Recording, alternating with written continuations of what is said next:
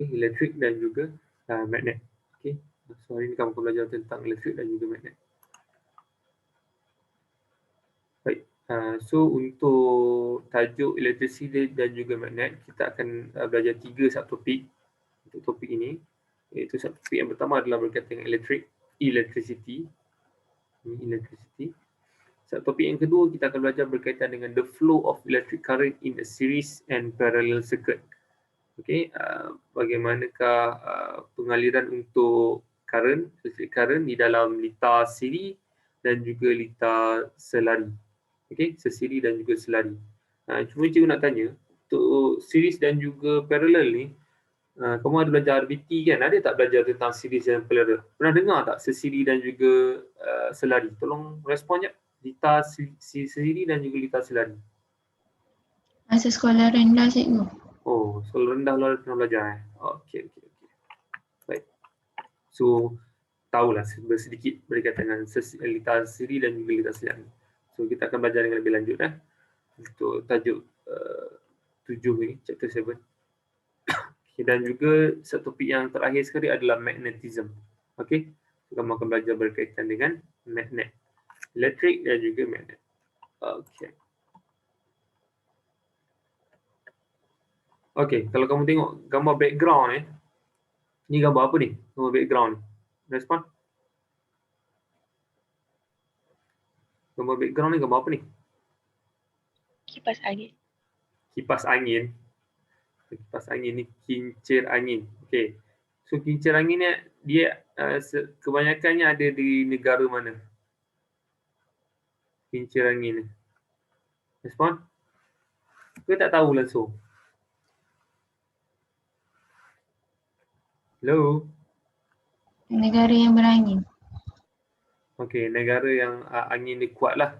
Okey. So kincir angin ni function dia untuk apa? Pagi-pagi kamu ni memang tak aktif lah. Okey. Salimah, apa dia? Tenaga. Okey.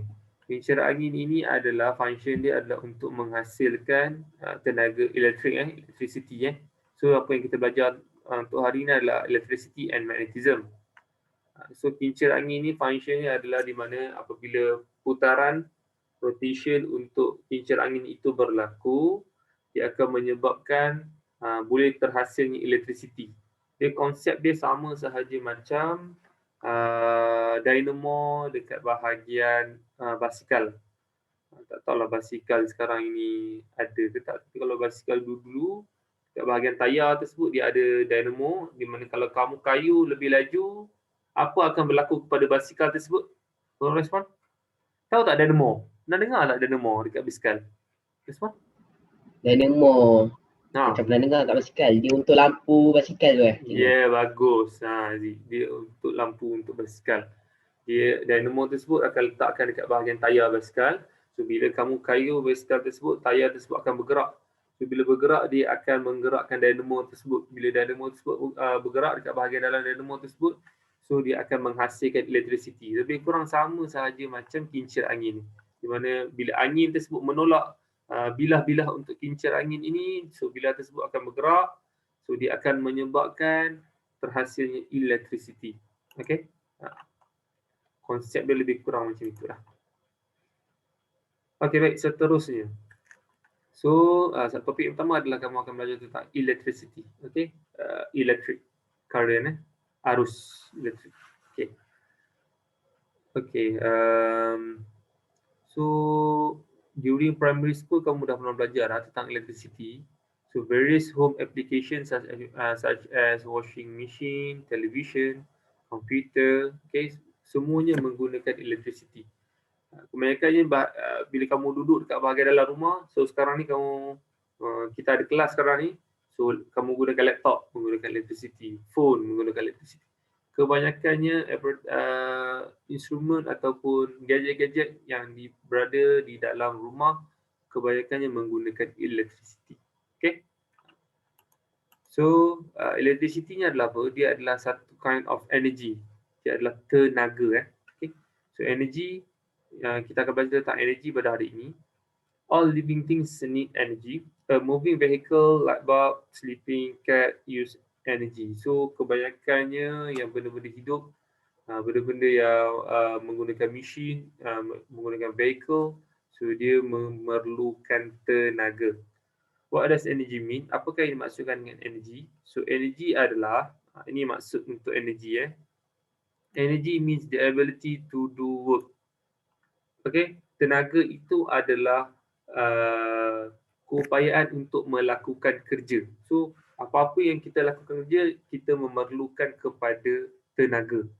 Okay, so kalau dalam soalan, apakah yang dimaksudkan dengan tenaga? Ability to do work. Okay, keupayaan untuk melakukan kerja. Kalau nak lakukan kerja, kita kena ada tenaga. Contohnya, kalau untuk badan kita sendirilah. Okay, nak lakukan kerja, contohnya pagi-pagi nak berjoging. Okay, lakukan kerja tersebut kita berjoging. So, tenaga apa yang diperlukan untuk kita dapat melakukan kinetic energy? Kalau respon, kamu dah belajar dah nutrition sebelum ni? Dia menukarkan tenaga apa kepada tenaga apa? Tenaga kimia. Dia tenaga kinetik. Bagus. Tenaga kimia. Chemical energy. So, apa yang kamu makan, chemical energy, proses di dalam badan tersebut ni akan menterjemahkan untuk kamu bergerak, kinetic energy. Okay? So, energy, tenaga itu adalah ability untuk melakukan kerja. Okay, kita nak lakukan kerja seharian, so perlukan tenaga. Tenaga tersebut daripada pemakanan. So, bahagian dalam badan kamu akan melakukan proses chemical energy, tenaga kimia, untuk kamu boleh melakukan work kerja. Okay? So, definition untuk energy adalah ability to do work. Tolong ingat. Okay? So, ini adalah contoh-contoh untuk melakukan kerja dalam kehidupan seharian. People use energy to run. Plant needs energy from sun to continue living. Okay. Kita ni untuk bunga ini sun energy. Kalau untuk apa dia ni, budak ini diperlukan energy untuk run, so chemical energy. Kalau untuk car, need energy from fuel to move. Okay, so dia ada combustion dekat bahagian sini untuk memastikan vehicle tersebut dapat bergerak. Okay. Seterusnya, untuk gambar yang bahagian bawah ini, light energy. The light from the bulb is produced by the energy. Okay. Baik, so itu adalah various kind of energy dalam kehidupan seharian kita. Okay. So, main point dia adalah apakah yang dimaksudkan dengan energy. So, energy is the ability to do work. Apa-apa yang berkaitan dengan tenaga, dia adalah keupayaan untuk sesuatu, untuk kita melakukan sesuatu kerja itu. Keupayaan untuk kita melakukan sesuatu kerja. Okay. So, itu adalah tenaga. Tolong ingat. What is the SI unit of the energy? Apakah unit untuk energy? Okay, setiap daripada konsep yang kamu belajar, dia akan ada, sertanya dia akan ada unit. Okay, contohnya, kalau cikgu bagi contoh, mass, kamu pernah belajar mass sebelum ni. Apakah unit untuk mass? Respon? Hello? Newton. Apa dia? Newton? Experiment. Tak dengar. Unit untuk mass adalah apa? Sekali lagi, Aina? Dah tak nak jawab dah, takut dah. Unit untuk mass, contohnya. Hello? Kilogram. Kilogram. Kilogram. Okay, unit untuk force. Contohnya, kita dah belajar tentang force. Unit untuk force adalah? Newton. Okay. So, konsep-konsep yang kamu belajar tersebut, dia akan ada SI unit. Sama juga dengan energy. So, SI unit untuk energy adalah joule. Tolong ingat. Nama orang joule. Sama juga macam force. Force pun nama orang juga. Sir Isaac Newton. Okay. So, kalau untuk energy, satu benda yang baru kamu belajar, unit untuk energy adalah joule. Okay. So, joule tersebut kalau kamu tulis, contohnya, nilai untuk certain energy, katakanlah nilai dia 10. Okay, 10 joule. Joule tu kamu tulis J besar sahaja. Okay. So, joule ini merujuk kepada SI unit bagi energy. Okay. So, tolonglah ingat. Okay, baik. Seterusnya. form of energy. Energy cannot be created or destroyed, but it can exist in the various form. Okey, baik. Untuk konsep tenaga, okey, tenaga ini kamu perlu tahu tenaga ini dia tidak boleh dicipta, di-create. Dia terjadi sendiri dia tidak boleh dicipta. Kamu kena ingat kamu tak boleh cipta tenaga tu. Contohnya tenaga apa okey, tenaga cahaya. Okey, tenaga cahaya tersebut kamu tak boleh nak cipta sendiri. Kamu hanya boleh ubah saja. Maksudnya tekan saja switch daripada elektrik, dia akan convert menjadi cahaya. Okey, so daripada tenaga elektrik convert, tukar. Dia bukannya kamu pak saja cahaya timbul. Tak. Kamu tak boleh create sesuatu energi. Energi tersebut dah memang create sendiri. Okey, kamu tak boleh create energi, kamu tak boleh destroykan energi tersebut.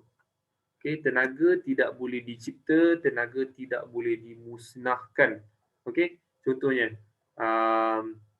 apa dia ni, sesuatu flame okey, cahaya cahaya tersebut tiba-tiba dia hilang.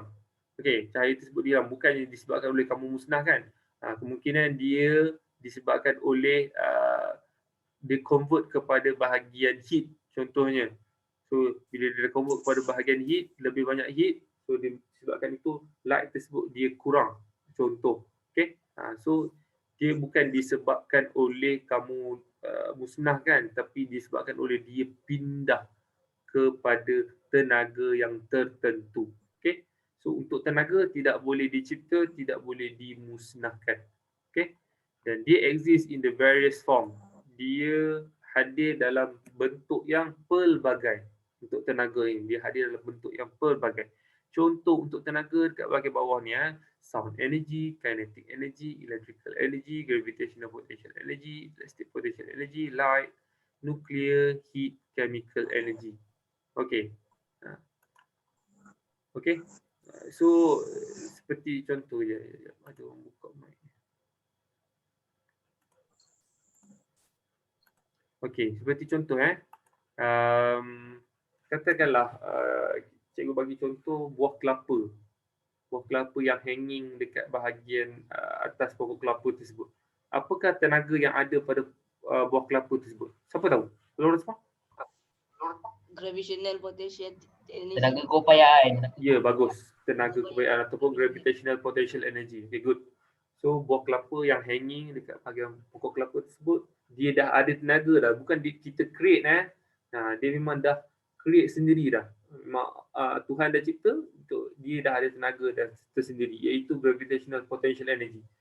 Bila buah kelapa tersebut dah tua, dia dah nak luruh, dia luruh. Bila dia luruh sahaja daripada tenaga keupayaan, dia akan bertukar kepada tenaga apa bila dia luruh ke bahagian bawah, dia bergerak. Respon? Kinetic energy. Kinetic. Okey, kinetic energy. Bermaksud bahawa tenaga potensial yang permulaan tersebut, dia tak hilang, dia tak destroy, tetapi dia ditukar daripada tenaga potensial bila dia bergerak saja, bila dia luruh saja, dia menjadi tenaga kinetic. Bila dia jatuh sampai ke bahagian tanah, tak bergerak kan bila bahagian tanah. So, adakah tenaga kinetik tersebut hilang? Respon? Dia bertukar ataupun dihilang? Okey, tak. Dia bertukar. Okey, dia bertukar. So, kinetik tersebut bertukar kepada tenaga apa? Respon? Tenaga Sound. Bunyi, betul. Bila dia jatuh dia bunyi kan? Okey. So, disebabkan itu tenaga-tenaga tersebut dia tidak boleh di-create dan tidak boleh di-destroy. Dia hanya boleh dipindahkan sahaja. Okey? So nanti kamu akan belajar. Ada tak dekat sini? Okay, tak ada kan? Okey, cikgu sentuh sikit lah berkaitan dengan yang tenaga tidak boleh dicipta, tenaga tidak boleh dimusnahkan, dia hanya boleh dipindahkan. Ini adalah konsep berkaitan dengan prinsipal. Siapa ada note, tuan tulis sikit Principle of conservation of energy. Dalam fizik nanti kamu akan belajar dengan lebih lanjut berkaitan dengan ini, di mana tenaga dia ada satu prinsip keabadian tenaga, principle of conservation, SERVATION of energy, prinsip keabadian tenaga. Prinsip keabadian tenaga tu menyatakan tentang apa? Inilah, tenaga tidak boleh dicipta, tenaga tidak boleh dimusnahkan, dia hanya boleh ditolong. Sambung ayat cikgu. Dia hanya boleh apa tenaga ni? Ditukar, ya betul. Diubah. Okey, ditukar ataupun diubah. Okey, boleh. Dia tidak boleh dimusnahkan, dia tidak boleh dicipta. Okey. So itu adalah tentang prinsip conservation of energy. Dalam silibus kamu tak ada lagi kot. Okey, nanti fizik ni hanya adding information sahaja. Okey. Tak tahulah bawah-bawahnya ada tak. Nanti kita tengok. Okey. Prinsip keabadian tenaga kan. Okey, baik. Seterusnya. Source of energy. So untuk tenaga, dia mesti akan ada sumber untuk menghasilkan tenaga tersebut. So source of energy-nya adalah sumber-sumbernya matahari, geothermal, water, biomass, fossil fuel, radioactive substance, wave, wind. Okey, ini adalah sumber-sumber untuk menghasilkan tenaga. Contohnya, kalau sun, sumber daripada matahari, dia akan dapat menghasilkan tenaga apa? Respon? Matahari. Dia boleh Tenaga menghasilkan cahaya. Lagi? Surya. Haba. Matahari itu surya lah. Tenaga haba, ya betul. Okay, so kamu sidai baju, waktu siang ada matahari, so ada cahaya. Okay, tenaga cahaya. Kamu sidai baju, waktu siang ada matahari, so baju kamu akan kering, so tenaga haba. So ini adalah sumber-sumber. Okay, untuk menghasilkan tenaga tersebut, dia perlukan kepada source ataupun sumber. So ini sumber-sumber untuk memastikan kita akan dapat tenaga tersebut. Okay, sumber ini adalah untuk memastikan tenaga tersebut dapat dihasilkan. Okay, ini sumber-sumbernya. Okay, baik. Seterusnya, kita dah belajar tentang energi. Seterusnya kita akan belajar berkaitan dengan electrostatic charge. Disebabkan oleh untuk tajuk ni kita belajar tentang elektrik kan. So basic untuk elektrik adalah di mana kita akan belajar tentang electrostatic charge. Charge electrostatic. Okay. Okay, kamu baca statement ya. Have you ever felt an electric shock when you touch a doorknob? Pernah tak? Di antara kamu lah okay, senang macam ni lah. Kat bahagian rumah selalu kalau perempuan lah ni kot, kalau lelaki pun ada juga. Kalau lelaki malas sikit lah, kalau perempuan rajin sikit kot. Dia iron baju. Iron tudung contohnya. Iron tudung, bila kamu tarik tudung tersebut, nak tukar, contohnya nak ubah ke bahagian lain pula untuk kamu iron. Untuk belajar perempuan, tolong respon sikit bila kamu dah iron, kamu tarik tudung tersebut, apa berlaku kat tudung tersebut untuk kamu nak ubah ke bahagian lain? Apa yang kamu observe? Bila kamu dah iron, kamu tarik tudung tersebut. Yang pelajar perempuan ni, tolong respon sikit.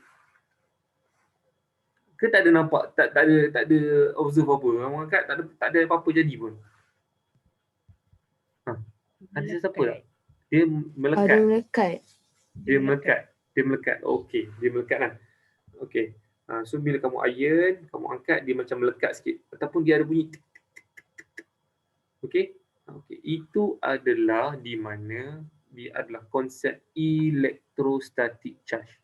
Kalau lelaki ni memang tak dapat gambaran sebab lelaki ni jenis tak iron baju kat rumah. Betul tak? Belajar lelaki betul tak? Iron baju tak kat rumah? Baju sekolah cikgu, baju sekolah. Baju sekolah kamu iron baju sekolah. Oh, iron baju sekolah. Cikgu. Okay. So ada iron jugalah. Okey, belajar lelaki iron lah. Okey, baik. So untuk iron bila kamu iron baju, bila kamu angkat saja dia ada tik disebabkan oleh apa? Itu adalah konsep untuk electrostatic charge. Okey, di mana bila kamu iron tersebut, nanti cikgu ceritakan dengan lebih lanjut. Bila kamu iron tersebut, dia akan menyebabkan charge untuk baju yang kamu iron tersebut dia tidak stable. okay, charge tersebut dia tidak stable. Okay, bila charge tersebut dia tidak stable, dia akan ada positif lebih banyak, negatif lebih banyak. Bila kamu tarik sahaja, disebabkan apa, dia macam tertarik sedikit ataupun ter-attract sedikit disebabkan oleh negatif charge tersebut, dia bergerak antara satu sama lain. Okey. Itu saja, cukup yang itu dulu saja dulu. Nanti cikgu akan terang dengan lebih lanjut berkaitan dengan electrostatic charge. Okey. So, kita pergi dengan lebih lanjut. The static charge is known as electrostatic charge. Okay, so itu yang dinamakan tentang electrostatic charge. Charge yang electrostatic. Kita akan ada aktiviti sepatutnya yang akan dilakukan di sekolah tapi kita tak dapat buat. Kamu tengok sajalah. To test the existence of electrostatic charge on a certain material. Okay. So tak dapat buat yang ini. Cikgu hanya terangkan sahajalah. Okay. Kita pergi kepada figure 7.2 untuk penerangan. How are the electrostatic charge shared between the object produced? Electric charge consists of positive charge and negative charge. Okay. Baik. Untuk charge dalam dunia ini dia exist kepada dua bentuk, iaitu positif dengan negatif. Tolong ingat positive charge dan juga negative charge. Dia exist dua bentuk charge. Okay, positif dengan negatif. Okay. So, cikgu nak tanya kepada kamu sebelum cikgu terangkan dengan lebih lanjut. Dekat bahagian badan kita sekarang ni, cikgu dekat bahagian kamu, badan kamu sekarang ni, ada charge ataupun tidak? Tolong respon. Badan kamu dekat badan ada charge, okey. Kamu kata okey ada. Ada berapa jenis charge? Respon. Dua.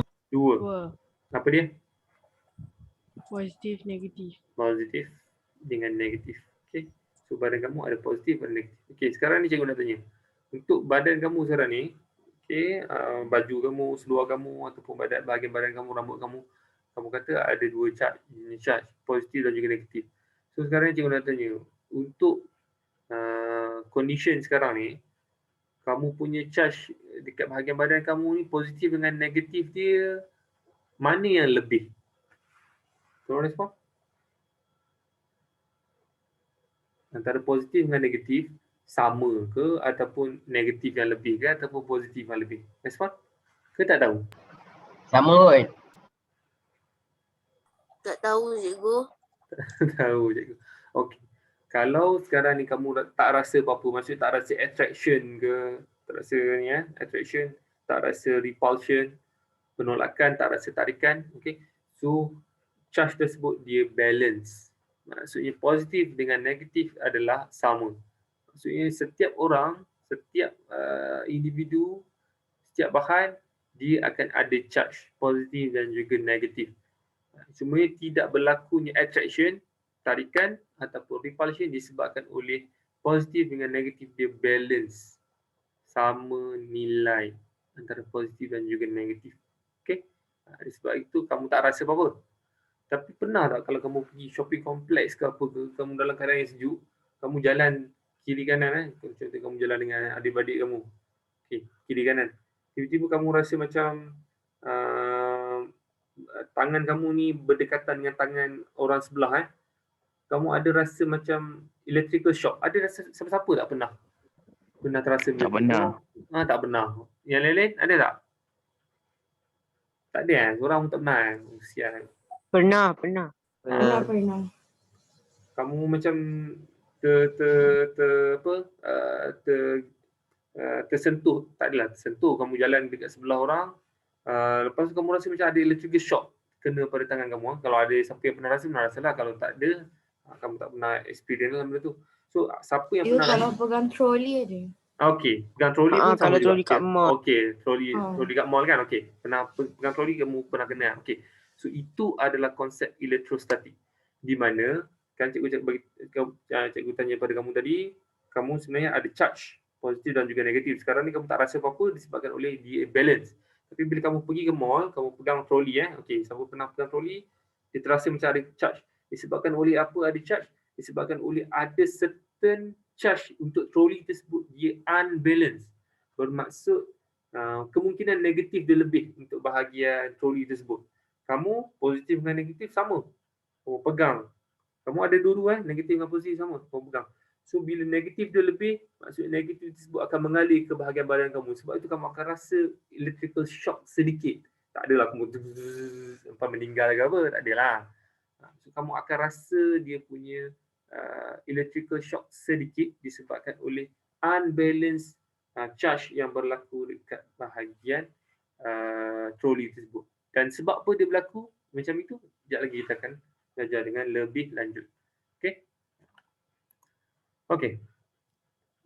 Kejap. Kita tinggal lagi 3 minit kalau seminit, sekejap lagi cikgu keluarkan kamu, nanti kamu masuk balik Okey. When two different types of object are rubbed together, only the electron are transferred from one object to another. Okey. So dah menjawab persoalan macam mana boleh jadi unbalanced charge. Okey, statement yang ini. When two different type of object are rubbed together. Kalau berlakunya friction atau rub together, dia akan menyebabkan unbalanced charge. Contohnya kalau cikgu rub dua tangan ini okey, charge untuk tangan cikgu permulaan dia adalah positif dengan negatif dia balance.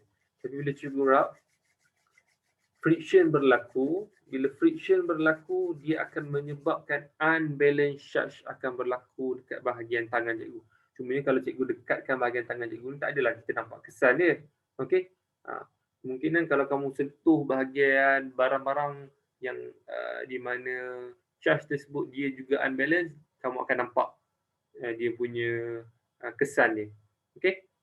So disebabkan itu, yang berlaku dekat bahagian troli, kemungkinan bukannya kamu rub tangan kamu, tetapi troli tersebut dia bergeser dengan bahagian ataupun friction dengan bahagian molekul udara dekat bahagian mol. Contohnya. Okey. So dekat bahagian troli tersebut dia dah unbalanced charge. Bermaksud positif dengan negatif dia tidak sama nilai dia. Nilai dia tidak sama. Okey. So apabila kamu pegang sari troli tersebut, badan kamu ada charge apa? Respon? Badan kamu ada charge apa? Negatif dengan positif. Ada dua positif dengan negatif. Okey. So kalau dekat bahagian troli tersebut negatif yang lebih. Negatif akan tertarik dengan apa? Respon? Positif. Dengan Okay. positif. Negatif akan tertarik dengan positif. So bila kamu pegang troli tersebut, kamu rasa shock tersebut disebabkan oleh negatif daripada troli tersebut, dia tertarik dengan positif dekat bahagian badan kamu. Dekat bahagian badan kamu masih ada negatif lagi. Cumanya positif daripada badan kamu dia tertarik dengan bahagian negatif untuk troli tersebut. Sebab tu kamu akan rasa shock sedikit. Okey. Kamu akan rasa macam ada renjatan sedikit. Disebabkan oleh negatif tersebut dia bergerak ke bahagian positif untuk badan kamu. Sebab tu kamu akan rasa shock. Renjatan sedikit. Sama juga macam kamu iron baju Kamu iron baju, kamu angkat, dia disebabkan oleh apa? Unbalanced charge yang berlaku dekat bahagian kain kamu.